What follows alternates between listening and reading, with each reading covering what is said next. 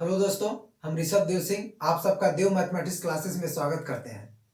दोस्तों, अब तक हम लोगों ने संख्या पद्धति के बारे में जाना, संख्याएं कितने प्रकार की होती हैं और उन सब के छोटे छोटे कुछ पॉइंट्स के बारे में हमने आप लोगों को बताया है। और जहां तक हमको विश्वास है आप लोगों को वो सब सारी चीज़ें समझ में आई होंगी और आप लोगों को वो सारी चीज़ें आपके दिमाग में बैठ भी गई होंगी और आपको याद भी होगा। आज हम उन सभी टॉपिक्स पे जो हमारे प्रीवियस ईयर में क्वेश्चन से पूछे गए हैं उन सब का आज हम डिस्कस करेंगे।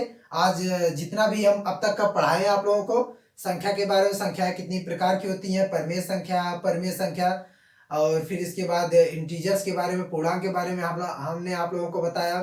फिर प्राइम फैक्टर, प्राइम संख्याएं या फिर सम संख्या, विषम संख्या, भाज्य भाज्य, इन सब के बारे में जो कुछ भी अब तक हमने आप लोगों को सिखाया है, पढ़ाया है, उन सब के बेसिस पे और जो हमारे यूपी टेट के प्रीवियस ईयर में जो क्वेश्चंस पूछे गए हैं संख्या पद्धति के ऊपर से, मतलब कि नंबर सिस्टम पे, आज हम उन सब सारे क्वेश्चंस का डिस्कशन करेंगे और वो क्वेश्चंस के आंसर क्या आएंगे वो भी बताएंगे।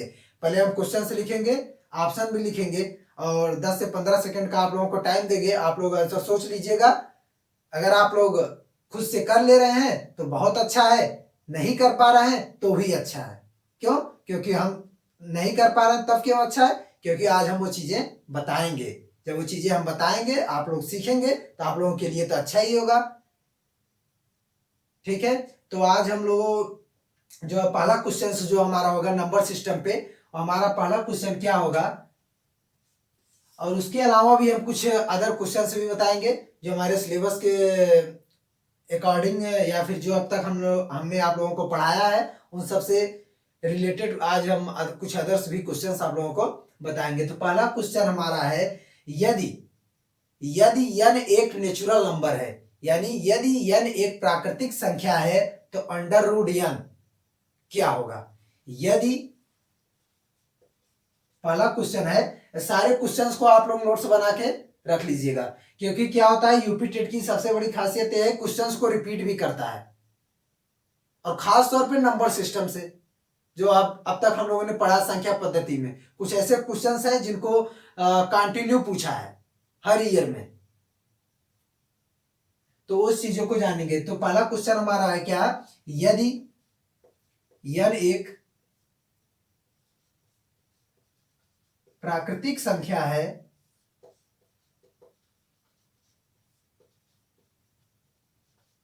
तो अंडर रूट n क्या होगा। क्वेश्चन है यदि n एक प्राकृतिक संख्या है तो अंडर रूट n क्या होगा। पहला ऑप्शन है हमारा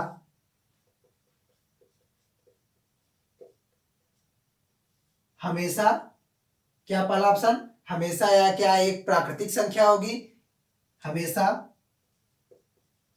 एक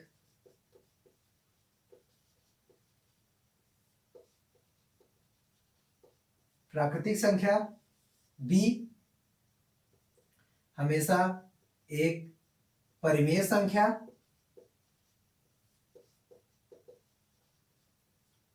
या फिर सी ऑप्शन जो हमारा है हमेशा एक अपरिमेय संख्या,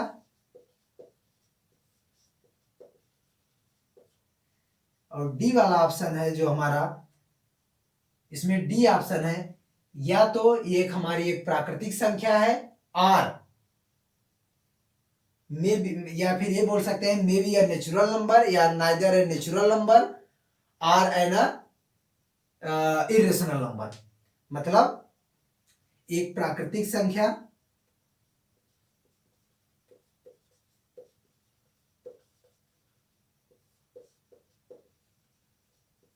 प्राकृतिक संख्या या एक अपरिमेय संख्या।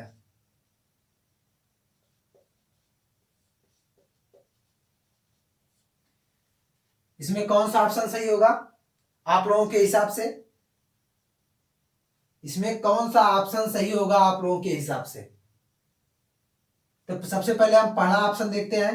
हमारा पहला ऑप्शन क्या कहता है, हम लोग जल्दबाजी में क्या करते हैं एग्जाम में, हम लोग क्वेश्चन देखें n एक प्राकृतिक संख्या तो अंडर रूट n क्या होगा, तुरंत हम लोग देखेंगे कि यह एक हमेशा प्राकृतिक संख्या हो सकती है, और होता भी है, ऐसा नहीं है प्राकृतिक संख्या नहीं, लेकिन हर कंडीशंस में नहीं होगा, हमेशा प्राकृतिक संख्या ही नहीं हो सकती है। ठीक है, हमेशा एक प्राकृतिक संख्या ये तो नहीं होगा। यन अगर एक जो है नेचुरल नंबर है, या फिर यन एक अगर प्राकृतिक संख्या है, तो क्या है हमारी परिमेय संख्या होगी या अंडर रूट यन? नहीं, क्योंकि अंडर रूट यन जब भी अंडर रूट की बात कर दे, कर्णिम की बात कर दे,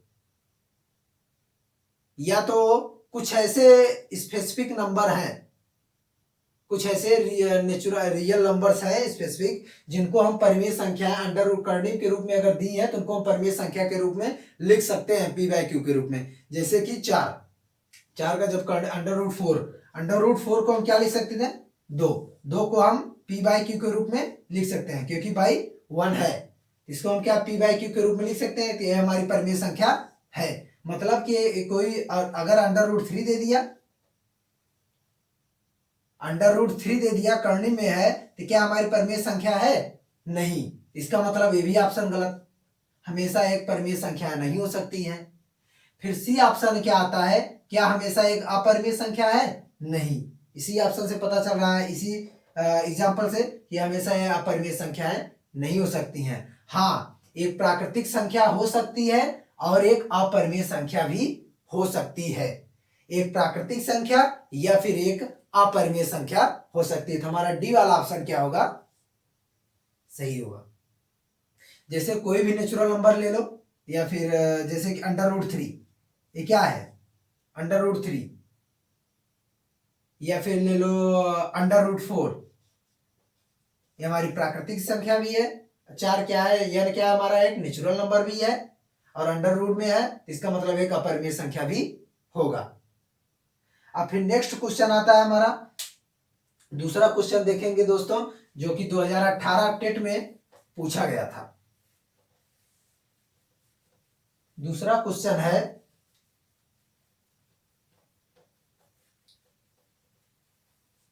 दो 2018 टेट में क्वेश्चन पूछा गया था, निम्न में से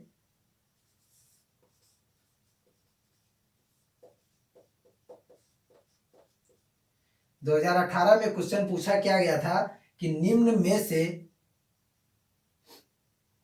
कौन सी परिमेय संख्या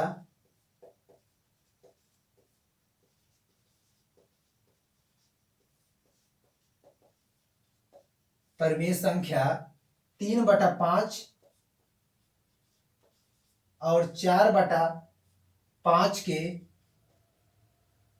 मध्य नहीं होती है। ऑप्शन दिया था, ए वाला ऑप्शन में था 19/30, बी ऑप्शन था हमारा 2/3, सी ऑप्शन था 7/10 और डी था हमारा 16/30। सोचो कितना इजी क्वेश्चन है। क्या बोला है कि निम्न में से कौन सी परिमेय संख्या 3/5 और 4/5 के मध्य नहीं होगी। ऑप्शन ए हमारा हमको मालूम था। सबसे पहले हम इस क्वेश्चन में क्या करेंगे, क्या इसको हम सबसे पहले दशमलव के रूप में चेंज कर लेते हैं। सबसे पहला हमारा काम क्या होगा, इसको इन दोनों नंबर्स को हम दशमलव के रूप में चेंज कर लेते हैं। तो 3/5 को हम क्या लिख सकते हैं, इसका सॉल्यूशन देखो, 3/5 को हम क्या लिख सकते हैं, 5 से 3 में भाग दो, क्या आएगा हमारा, 5 से 3 में भाग दोगे क्या आएगा, 0.0530 कैंसिल आउट, 0.6 आया। फिर इसके बाद हमारा 4/5 है, ये क्या होगा हमारा 0.8। मतलब कि इन दोनों नंबर्स के बीच, इन दोनों दशमलव नंबर्स के बीच कौन सी परिमेय संख्याएं नहीं होंगी, इन दोनों दशमलव के बीच कौन सी परिमेय संख्या नहीं। भाग देके हम चलो चेक कर लेते हैं, से 30 भागे 19, 0.0, 3 छक्का 18, 180, 10, 30 तिहाई 90, 10.0 मतलब 333 मतलब 0.63। इसके लिए फिर इसके लिए थ्री भागे टू करके देख लेते हैं इसके लिए। फिर इसके लिए आएगा हमारा 0.06 आएगा। इसके लिए 0.7 आएगा और इसके लिए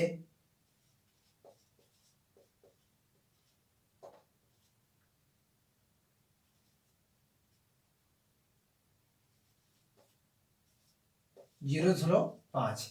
मतलब कि इसके लिए आया हमारा कितना 0.6, इसके लिए भी 0.6, इसके लिए 0.7 और इसके लिए 0.5। और हमारा ये दो जो नंबर थे इनके लिए हमारा क्या था 0.6 और 0.8 के बीच।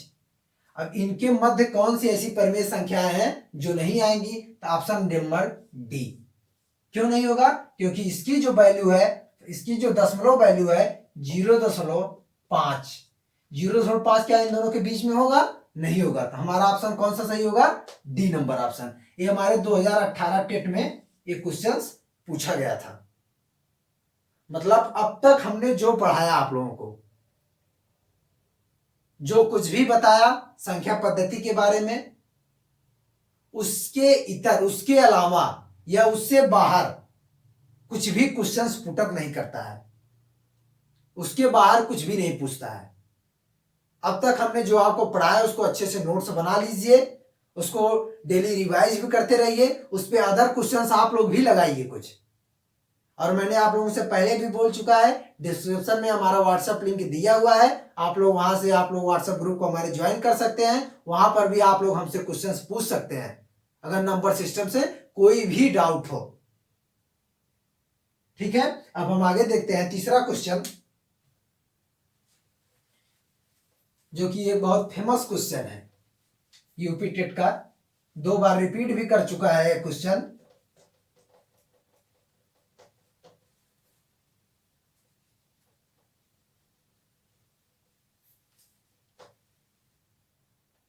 पाई है,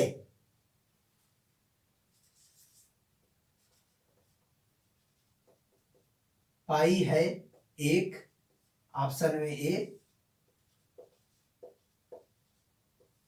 परिमेय संख्या, ऑप्शन बी अपरिमेय संख्या, ऑप्शन सी अभाज्य संख्या,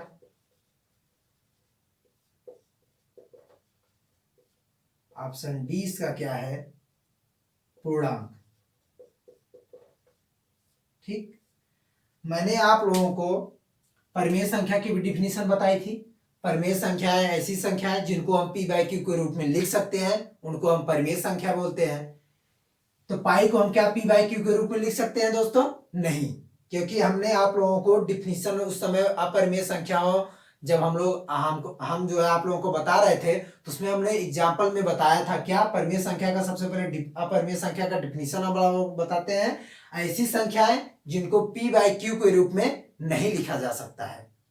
ऐसी संख्याएं जिनको पी बाई क्यू के रूप में नहीं लिखा जा सकता है उनको हम अपरिमेय संख्याएं कहते हैं। उसके अलावा कुछ और नंबर्स हमने बताए थे आप लोगों को, जैसे कि ई बताया था, जिनको जो अपरिमेय संख्या की श्रेणी में आती है, पाई, क्योंकि इसकी जो वैल्यू होती है 3.414444 इनफाइनाइट तक, तो क्या इसको हम फ्रैक्शन के रूप में पी बाई क्यू के रूप में लिख सकते हैं, नहीं लिख सकते हैं। क्यों नहीं लिख सकते हैं, क्योंकि वहां पर भी हमने बताया था आप लोगों को दशमलव के बारे में, शांत दशमलव और अशांत दशमलव। अशांत दशमलव की प्रकृति पे निर्भर करता है या उसकी प्रॉपर्टी को फॉलो करता है, इसीलिए इसको हम पी बाई क्यू के रूप में नहीं लिख सकते हैं, इसीलिए हमारा ऑप्शन बी सही होगा। पाई क्या है, एक अपरिमेय संख्या है। इस क्वेश्चन को दोस्तों 2017 में भी और 2016 कंटिन्यू 2 बार पूछा है। 2017 में भी पूछा है और 2016 में भी इस क्वेश्चन को पूछा जा चुका है। टेट 2017 एंड 2016 में इस क्वेश्चन को रिपीट, कोई मानी बात नहीं कि इस बार नहीं रिपीट पूछ सकता है, इस बार भी पूछ सकता है, कुछ भी पूछ सकता है। नंबर सिस्टम तब तक हमने जो कुछ भी आप लोगों को पढ़ाया उसके बाहर से कुछ नहीं आने वाला है। मतलब कि हम जितना आप लोगों को पढ़ाए हैं बस उतना ही पढ़ लीजिए। नंबर सिस्टम, एक क्वेश्चन 1 मार्क्स का, एक क्वेश्चन का काम हो गया। ठीक है, नेक्स्ट क्वेश्चन हम लोग देखते हैं।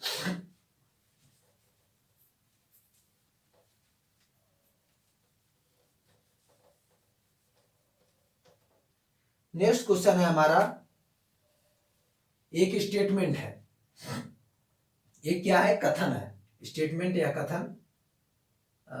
तो 4 नंबर क्वेश्चन है। क्वेश्चन क्या है कि किन्हीं दो परिमेय संख्याओं के बीच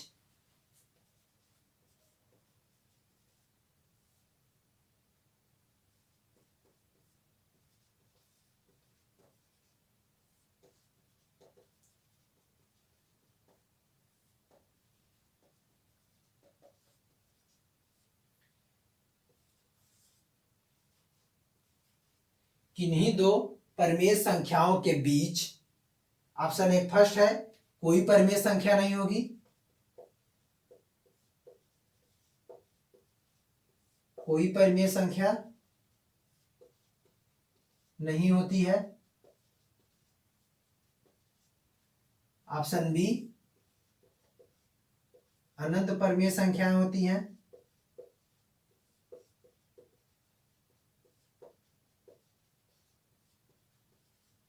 ऑप्शन सी,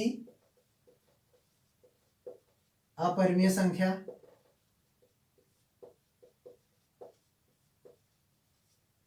ऑप्शन डी, इनमें से कोई नहीं।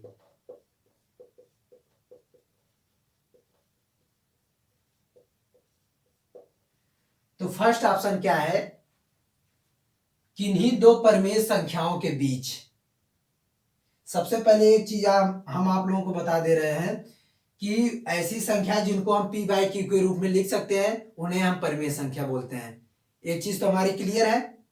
इसका मतलब बोला है किन्हीं दो परिमेय संख्याओं के बीच क्या कोई परिमेय संख्या नहीं हो सकती है? हो सकती है।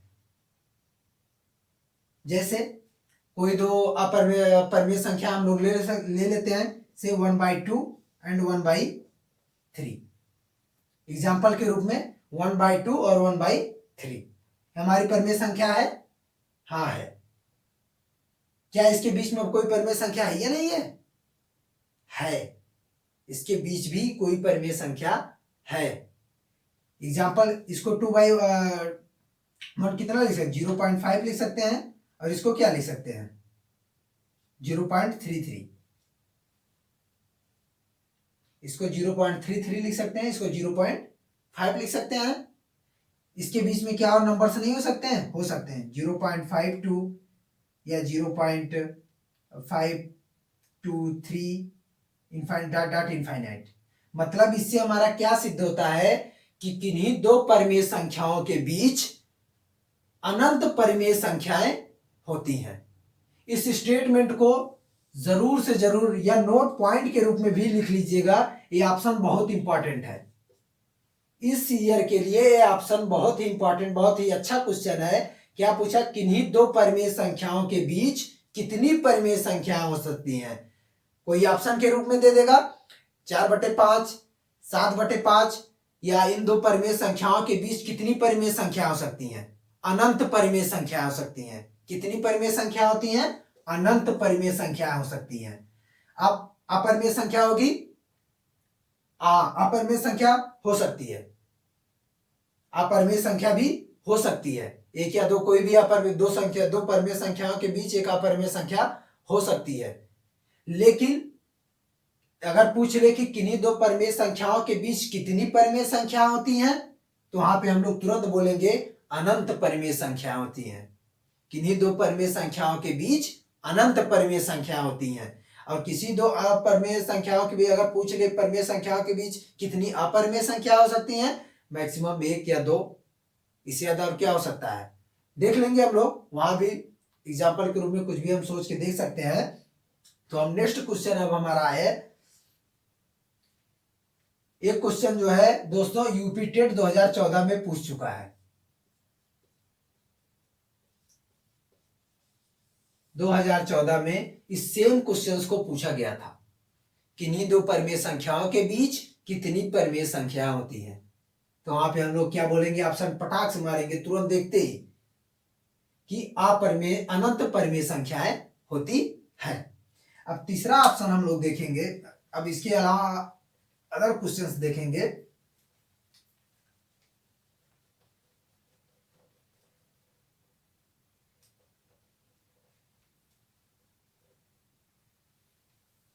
पांचवा जो क्वेश्चन है हमारा,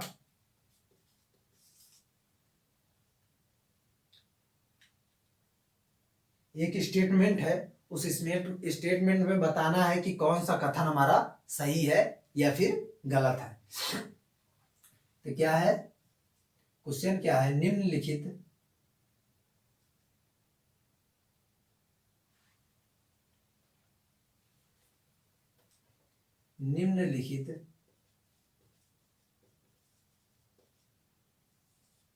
निम्नलिखित में से कौन सा कथन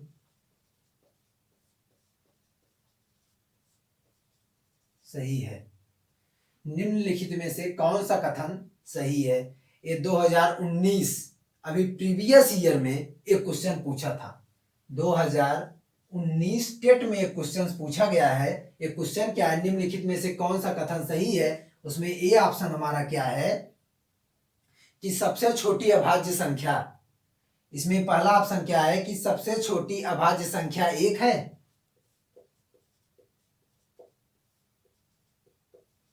सबसे छोटी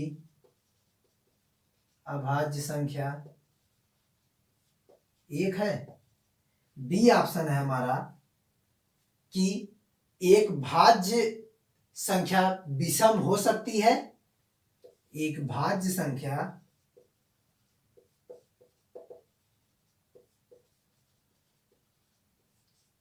विषम संख्या हो सकती है। सी ऑप्शन है हमारा कि सबसे छोटी, सी क्या ऑप्शन है, कोई सम अभाज्य संख्या, कोई सम अभाज्य संख्या नहीं है। सी ऑप्शन क्या है, कोई सम अभाज्य संख्या नहीं है।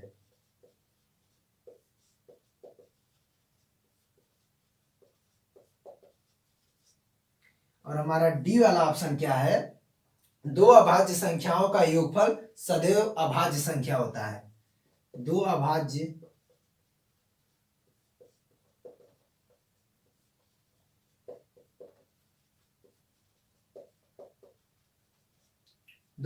संख्याओं का योगफल सदैव अभाज्य संख्या होती है।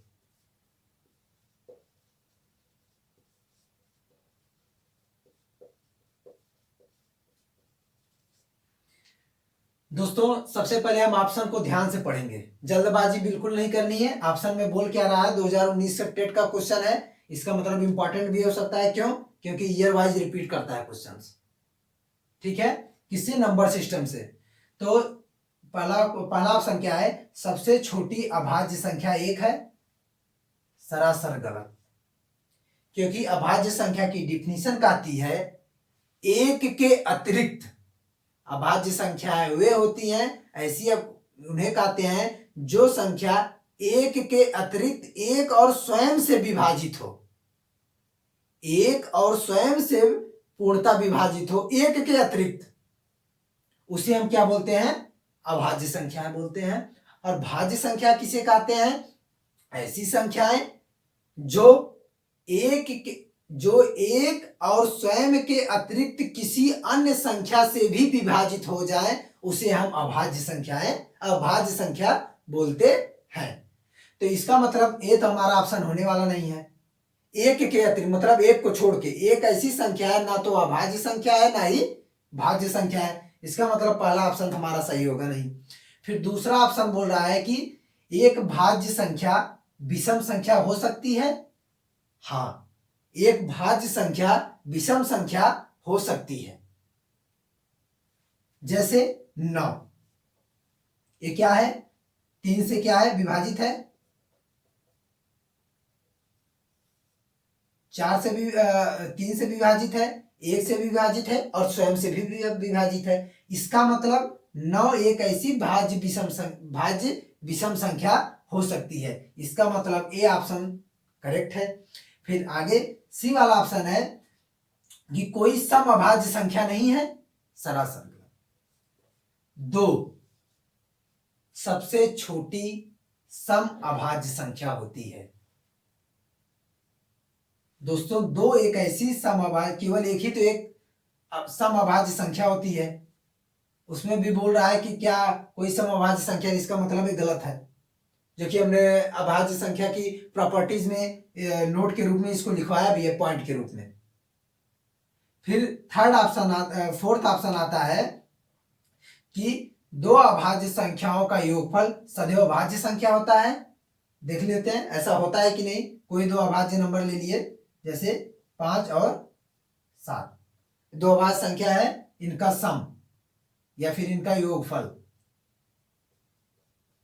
ये क्या है हमारा, ये क्या बोला कि दो अभाज्य संख्याओं का योगफल सदैव अभाज्य संख्या होता है? नहीं, दो अभाज्य संख्याओं का योगफल सदैव अभाज्य संख्या नहीं होती है। इसीलिए ए भी ऑप्शन हमारा इनकरेक्ट।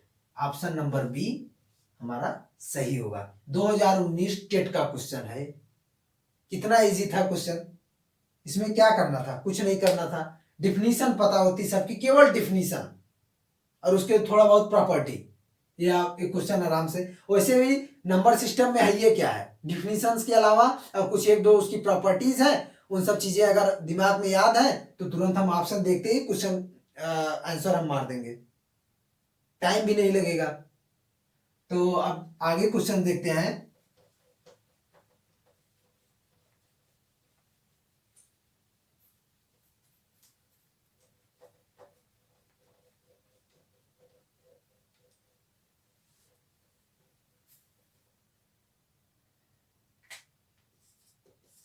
छठवां क्वेश्चन है हमारा दोस्तों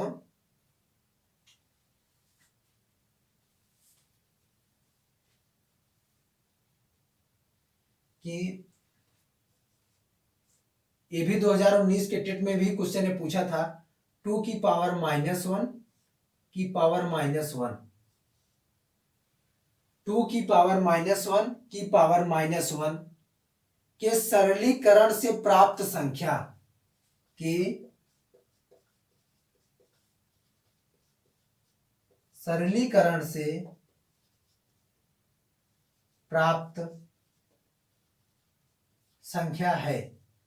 फर्स्ट ऑप्शन ए क्या था हमारा ऑप्शन, अभाज्य संख्या।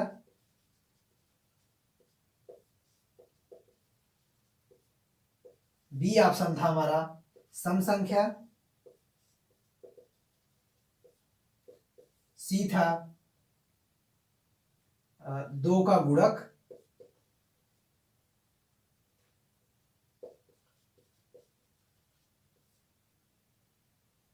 डी ऑप्शन था विषम संख्या।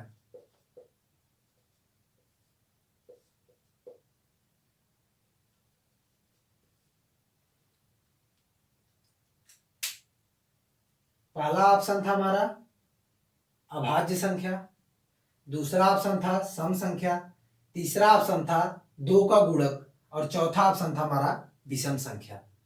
सबसे पहले इसका सरलीकरण कर लेते हैं।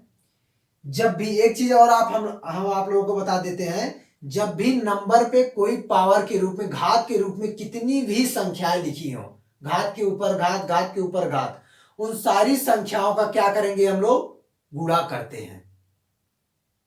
जैसे एक घातांक की प्रॉपर्टी जब हम आप लोग को करनी घातांक पढ़ाएंगे, उसमें उस चीज को हम बताएंगे कैसे होता है। जैसे यहाँ पे देखो 2 की पावर -1 की पावर -1 है।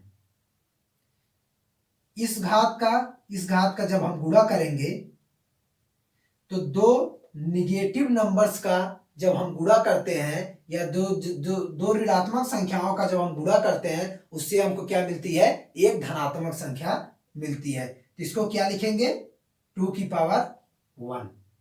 इसकी वैल्यू क्या हो गई, 2। दो हमारा क्या है, सबसे पहला ऑप्शन क्या हमारा, अभाज्य संख्या, इसका मतलब ऑप्शन ए भी होगा। दूसरा क्या है, सम संख्या, सम संख्या भी होगा। तीसरा क्या है, कोई भी नंबर ले लो, कोई भी रियल नंबर या भी कोई भी नेचुरल नंबर, 1 2 3 4 5 6 7 8, कुछ भी, वो स्वयं का गुणक होती ही है। मतलब दो, दो का गुणक, इसका मतलब स्वयं में नंबर दो तो है ये है, तो दो दो का गुणक होगा, हाँ होगा। ये विषम संख्या, ऑप्शन नंबर डी नहीं होगा। तो ऑप्शन क्या थे हमारे चारों, ये तो बताया था क्या क्या है। पहला जो ऑप्शन था उसमें मारने के लिए जो टिक करना था, बी, सी और डी। सेकेंड ऑप्शन था हमारा सी, डी और ए। थर्ड ऑप्शन था ए, बी और डी। फोर्थ ऑप्शन जो था हमारा ए, बी और सी। हमारा यही वाला ऑप्शन सही था। तो अब कितना टाइम इसमें लगा, बट इसमें कुछ करना ही नहीं था, बस ऑप्शन देखे, हाँ 1 1 माइनस माइनस 1 है, तुरंत यहीं पे गुणा किए, 2 की पावर 1, किसी भी नंबर्स का अगर 1 पावर है तो उसकी वैल्यू सेम ही होती है, वही नंबर होता है। तुरंत हम ऑप्शन देखे, इसकी प्रॉपर्टी दो एक ऐसी संख्या है, इसकी क्या क्या प्रॉपर्टीज हैं नंबर सिस्टम में, उस चीज को तुरंत यहाँ पे देखे, ऑप्शन मारे। केवल 10 सेकंड का काम था, बस सोच, कितना तेज तुम सोच सकते हो।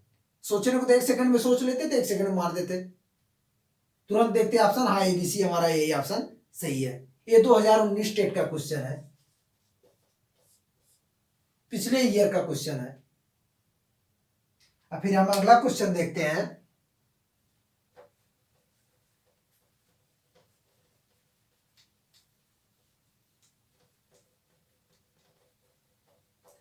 जो अगला क्वेश्चन है ये 3 बार रिपीट कर चुका है, टेट के एग्जाम में 3 बार रिपीट किया है, और कंटिन्यू 2016 में भी, 2017 में भी, 2018 में भी। क्या पता इस बार भी रिपीट कर दे, 2020 में भी, 19 में नहीं पूछा था, 20 में पूछ सकता है। अब क्वेश्चन क्या है हमारा, क्वेश्चन क्या है कि सबसे छोटी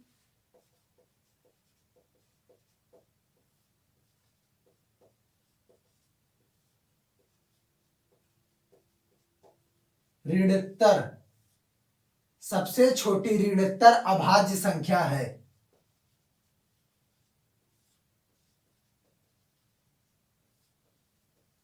अभाज्य संख्या है। फर्स्ट ऑप्शन में था 0, सेकेंड 2, थर्ड ऑप्शन हमारा था 3, फोर्थ ऑप्शन हमारा था 1। आप लोग सोचो क्या हो सकता है ऑप्शन, जल्दी सोचो, इसके बाद हम तो बता ही रहे हैं। जिसको सोचना होगा अब तक सोच लिया होगा, क्योंकि इसमें सेकंड का काम है। आप लोग ऑप्शन में केवल एक चीज ये देख के आप लोग घबरा गए, ऋणोत्तर, ऋणोत्तर है क्या, इसे ही हम क्या ऋणोत्तर को हम क्या बोलते हैं। जब हम इंटीजर पढ़ा रहे थे, पूर्णांक आप लोगों को बता रहे थे, पूर्णांक को सबसे पहले हमने 2 भाग में बांटा था, एक ऋणात्मक पूर्णांक, एक अऋणात्मक पूर्णांक। ऋणात्मक पूर्णांक मतलब निगेटिव इंटीजर, अऋणात्मक पूर्णांक non negative.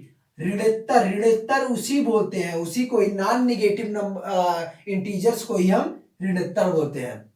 Non negative integer कौन कौन से थे, 0 1 2 3 4 5।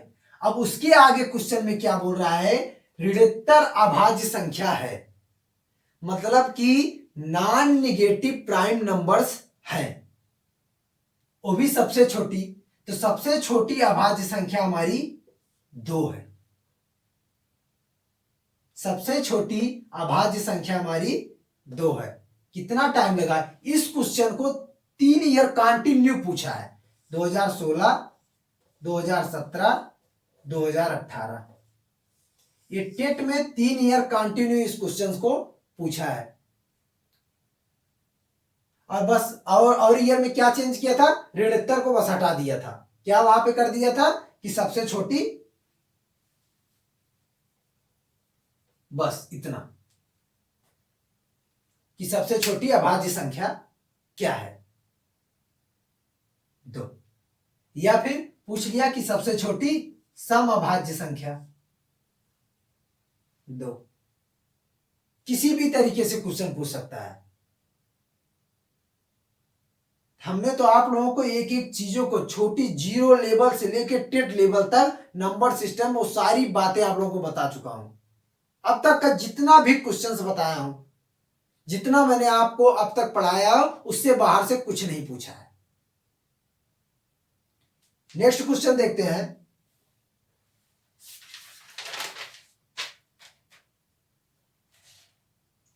नेक्स्ट क्वेश्चन में क्या बोल रहा है,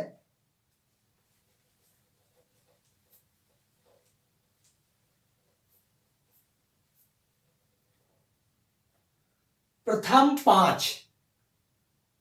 नेक्स्ट क्वेश्चन में हमारे बोल रहा है कि प्रथम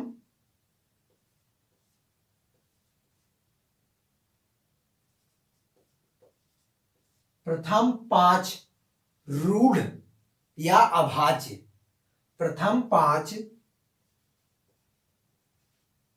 रूढ़ या फिर अभाज्य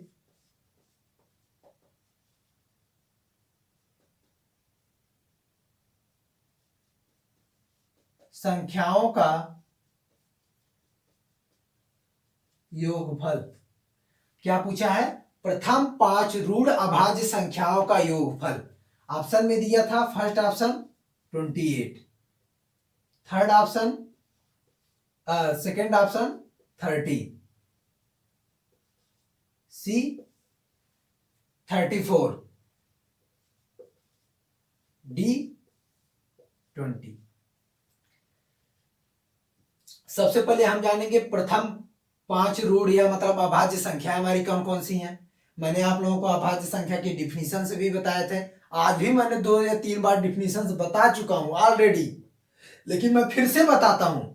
फिर से ध्यान से आप लोग सुनिए, इस चीज को एकदम दिमाग में बैठा लीजिए, क्योंकि देखिए अब तक मैंने जितने भी क्वेश्चन बताए हैं 2 ही 3 टॉपिक से बार बार क्वेश्चन पूछा है। एक परमेय संख्या, अपरमेय संख्या, दूसरा अभाज्य संख्या से।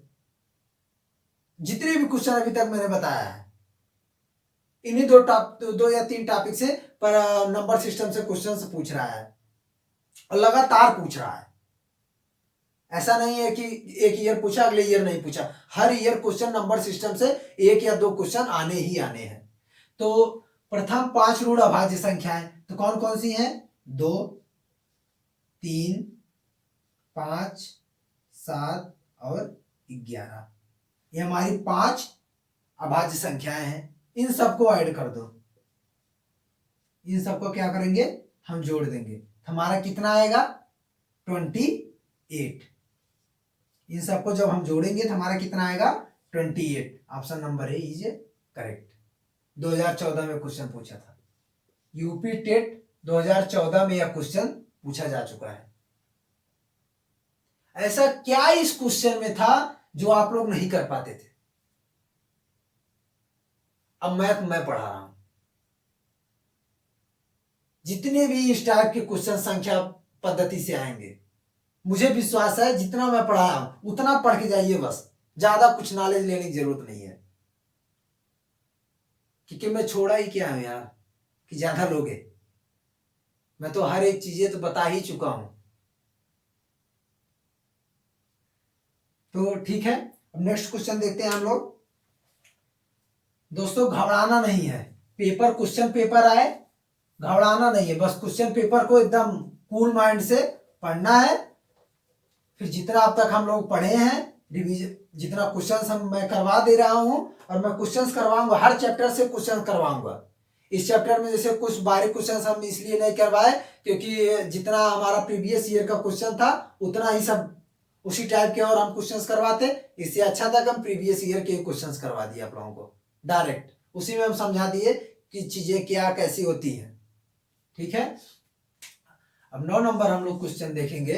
9 नंबर हमारा क्वेश्चन है, इस क्वेश्चन को हमने बनाया खुद। जैसे पूछा क्या है कि जो हमारा क्वेश्चन बनाया हुआ क्वेश्चन है हमारा, यानी कि विषम क्वेश्चन क्या है आप लोग बताइएगा इसको पहले। n के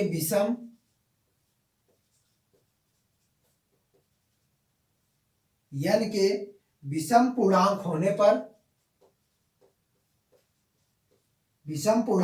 पर निम्नवत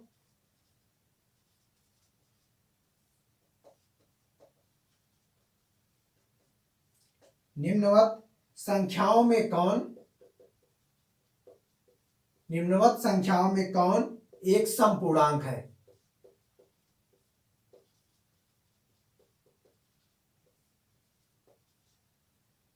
ऑप्शन नंबर फर्स्ट क्या है?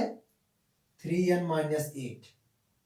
बी या सेकेंड ऑप्शन क्या है हमारा? 5n² + 4।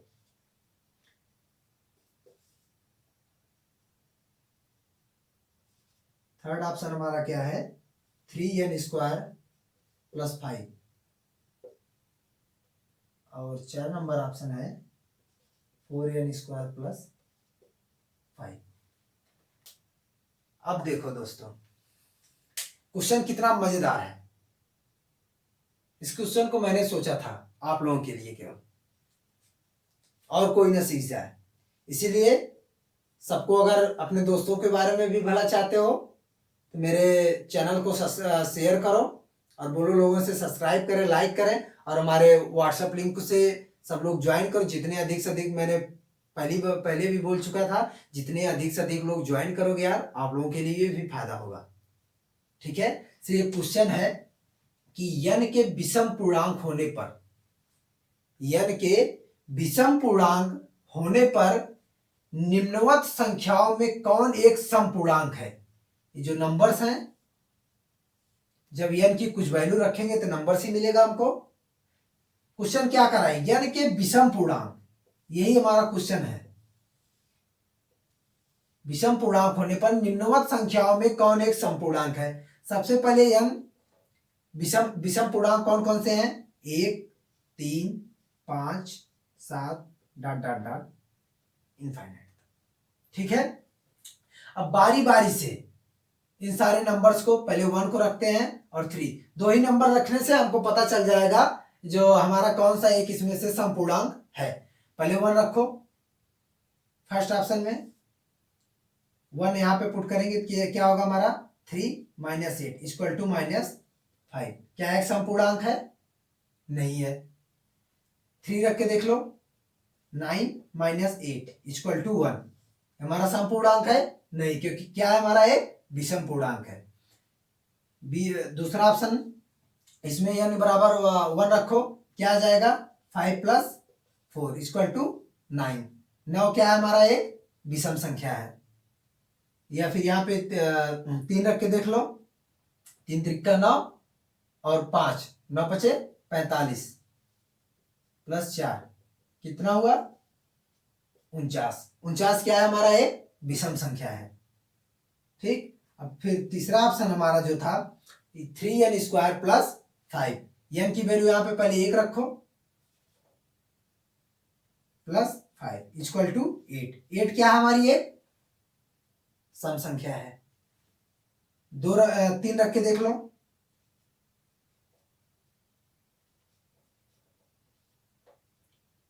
9 × 3 = 27, 27 × 5 = 7 × 5 = 12, 32। ये भी क्या है हमारा? एक सम संख्या है। 5 रख के भी देख लेते हैं, अगर सम संख्या आ ही रही है तो एक और रख के, इससे सारे डाउट्स ही क्लियर हो जाए, आगे भी होगा कि नहीं होगा। अगर ये भी हो गया, समझो होगा ही होगा। ठीक। क्या होगा? समपूर्णांक। 5 रख के देख लो, 5 × 25 = 75, 75 और 5 = 80।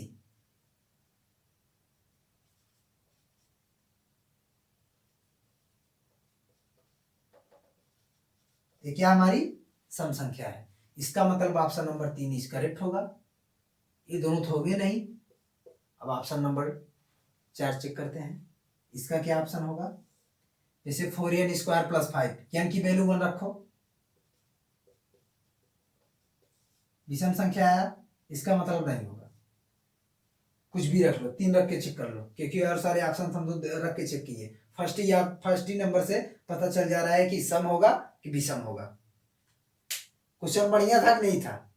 अगर बढ़िया था कमेंट बॉक्स में जरूर बताना, और चीजें अगर समझ में आ रही होगी इस चीज को भी आप लोग बताना, ठीक है। इसके बाद दोस्तों अपने दोस्तों के पास, अपने पास पड़ोसियों के पास भी जो टेट की तैयारी कर रहे हैं या फिर जिनको बेसिक मैथ्स जानना है उनको भी सबको इकट्ठा करो, ग्रुप ज्वाइन करवाओ, वहां पे आप लोग हमसे क्वेश्चंस करो, ठीक है। और इसके बाद अधिक से अधिक वीडियो को देखो, जितना आप लोग देखोगे उतना आप लोग सीखोगे, ठीक है। अब हम लोग नेक्स्ट क्वेश्चन देखते हैं।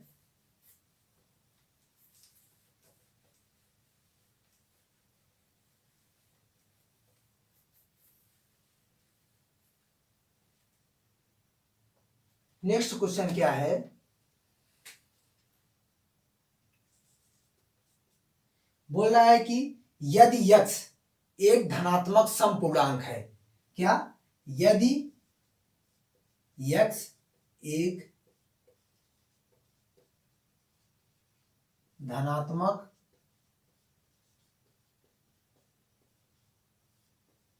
समपूर्णांक है, तो यदि यक्स एक धनात्मक समपूर्णांक है और y एक ऋणात्मक विषम पूर्णांक है,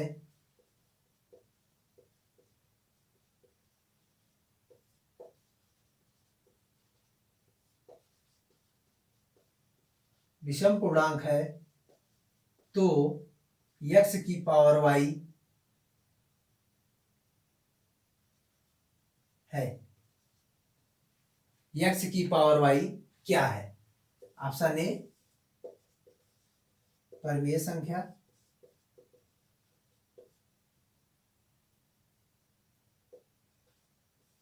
बी पूर्णांक,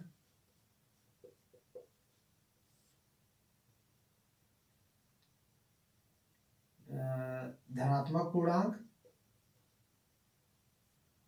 सी ऑप्शन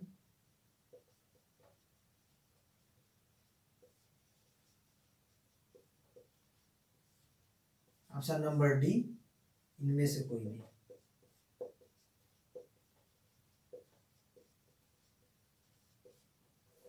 सोचो क्या होगा? क्या बोला? यक्स एक धनात्मक समपूर्णांक, यक्स एक धनात्मक समपूर्णांक है और y एक ऋणात्मक विषम पूर्णांक है, तो यक्स की पावर y क्या है? हमारी परिमेय संख्या है या फिर धनात्मक पूर्णांक है या फिर ऋणात्मक पूर्णांक है या फिर इनमें से कोई नहीं।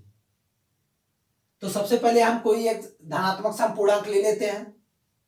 धनात्मक समपूर्णांक 2 ले लिए, ठीक। फिर इसके बाद बोला है एक ऋणात्मक विषम पूर्णांक, -1 ले लो। अगर किसी नंबर की घात या किसी नंबर पे जो पावर लगा होता है, जो घात होता है, अगर वो ऋणात्मक है तो उस नंबर का व्युत्क्रम होता है। क्या होता है? व्युत्क्रम होता है। अगर किसी नंबर पर कोई ऋणात्मक पावर या ऋणात्मक घात लगी होती है तो वह उस नंबर का क्या होता है? व्युत्क्रम होता है। जैसे 2 की पावर -1, इसको 1/2 के रूप में लिख दिए। हमारा किस रूप में है, किस फॉर्म में है? p/q के। इसका मतलब है क्या है? हमारा परिमेय संख्या है। क्या है? परिमेय संख्या है। Option number A is correct, ठीक है। अब फिर हम लास्ट क्वेश्चन देखेंगे, जो आज की क्लास का लास्ट क्वेश्चन है। बहुत मजेदार क्वेश्चन वो भी है।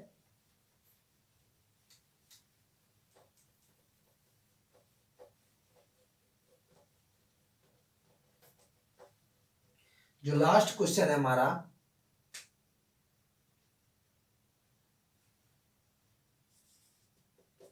इसको आप लोग डायरेक्ट आंसर बताइएगा, ऑप्शन नहीं देंगे। बिना ऑप्शन के आप लोग अपने दिमाग में आंसर सोच लीजिएगा, उसके बाद हम बताएंगे, ठीक है। क्या है? शून्य को छोड़कर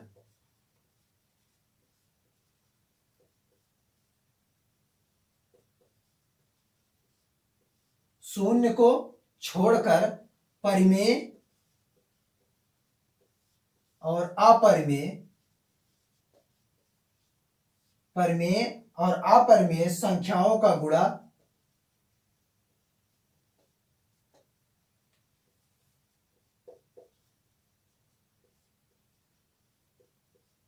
क्या होता है। शून्य को छोड़ करके परिमेय और अपरिमेय संख्याओं का गुणा क्या होता है। शून्य को छोड़ करके परिमेय और अपरिमेय संख्याओं का गुणा क्या होता है। आप लोग इस चीज को सोच लीजिए, तुरंत दिमाग में रिवाइज कीजिए कि परिमेय संख्या क्या होती है और अपरिमेय संख्या होती क्या है। देख लीजिए, सॉल्यूशन देखेंगे इस क्वेश्चन का। सॉल्यूशन क्या होगा, मान लो कोई परिमेय नंबर 2, इसको बाई 1 के रूप में लिख सकते हैं। कोई अपरिमेय संख्या,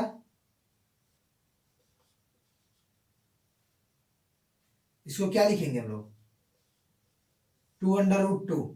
इसको क्या हम p/q के रूप में लिख सकते हैं, नहीं लिख सकते हैं।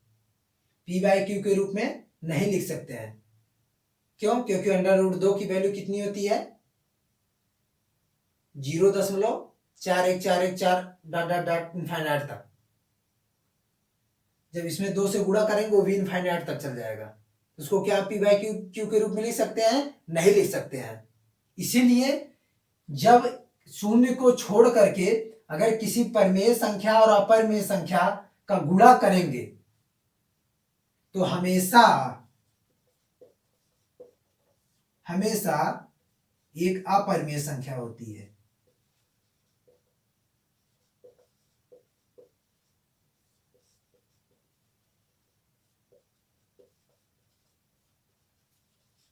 हमेशा एक अपरिमेय संख्या होती है। समझ में आया चीज कैसे की है। कोई एक परिमेय संख्या ले लिए जिसको p/q के रूप में 2 को हम p/q √2, ये हमारी अपरिमेय संख्या है, दोनों का गुणा कर दिए 2√2। √2 की वैल्यू होती है 0.414, लास्ट तक रखेंगे वैल्यू कुछ भी आ सकती है, या फिर √3 ले लिए होते 1.732 ना, 1.03 की वैल्यू कुछ और होगी, दिमाग में नहीं आ रहा है। तो यहाँ हमेशा एक अपरिमेय संख्या होती है, मतलब कि एक परिमेय संख्या और एक अपरिमेय संख्या का जब गुणा करेंगे तो क्या आएगा, हमेशा एक अपरिमेय संख्या होती है। तो दोस्तों आज के क्लास में बस इतना ही। अब नेक्स्ट दिन हम लोग क्या पढ़ेंगे, स्थानीय मान और जातीय मान।